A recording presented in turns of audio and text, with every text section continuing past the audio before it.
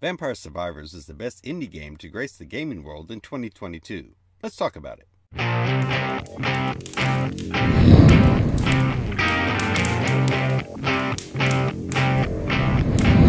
Hey friends, it's me, Axial GT. Today we'll look at Vampire Survivors, made by indie developer Punkle. But be sure to like this video, share this video, and subscribe for future gaming and PC hardware content. And yes, turn on notifications, so if YouTube feels like sending out notifications that day, you'll receive one when I upload. Now with that out of the way, let's get started. Okie dokie, Vampire Survivors. The Steam description says, it's currently a time survival game with minimalistic gameplay and roguelike elements. And the story is minimalistic as well. There's no place to hide. All you can do is try to survive a cursed night and get as much gold as possible for the next survivor, before death inevitably puts an end to your struggles. And yes, it's only $3 on Steam. Given this level of graphical fidelity, it's no surprise that the system requirements scream less than a potato to run. It requires Windows 7, an Intel Pentium 4 or later, that has SSE2 instructions, or the AMD equivalent, which means any CPU produced by Intel since 2001 and AMD since 2003 should be fine. You need 1 GB of memory and 250 megabytes of storage space. And did I mention it's only $3? I guess I need to add that to the requirements to play as well. You need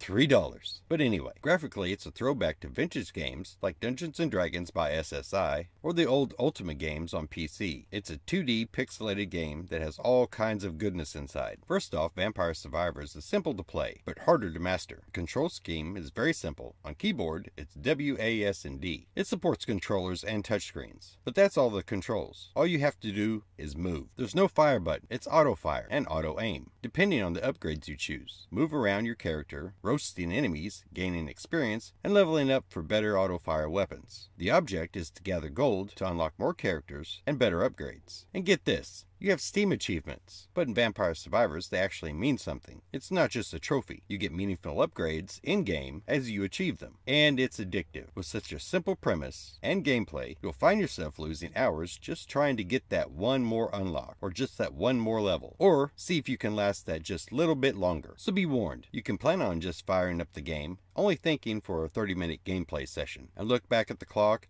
and realize you've been playing for 4 hours. And this is the reason why I love indie developers. Besides the initial $3 investment, there are no microtransactions. The gaming gods have smiled on us with this one. Like I said earlier, the object of the game is to last as long as you can, collecting gold and treasure along the way. You lose your weapons upon death, but you can use your gold gained to purchase upgrades and unlock additional characters and try the run again. This recipe is extremely simple, yet addictive and challenging. Vampire Survivors is in early access, but it's off to a hell of a start, and more content is coming. As of now, you have multiple characters, weapons, and power-ups to unlock. As future content gets added, like more characters, stages, weapons, and more RPG elements, and story mode, as those are added, the price will increase. So I don't usually advocate diving into early access, but at a $3 price point, it's really hard not to recommend, even in its partially finished state. I would honestly snag this one if you enjoy these types of games. You can also give it a try on your PC or phone to see what you think. While the web version doesn't seem to be as polished as the one on Steam, it still gives you the basic gist. I'll link the free web version in the description below. Now I've played it on my phone, and the touchscreen does work, but the controls are not as precise as on keyboard, so know that going in. Vampire Survivors is just one of those addictive, simple games that can be hours of enjoyment at an awesome price. Sometimes it's just good to shut off your brain and play. Well, that's it. If you made it this far in the video, I really appreciate you watching, and maybe throw this video a like and subscribe for more. And if any of your friends enjoy this kind of content, share this video with them. But until next time, my friends, I am out of here. You all have a good one.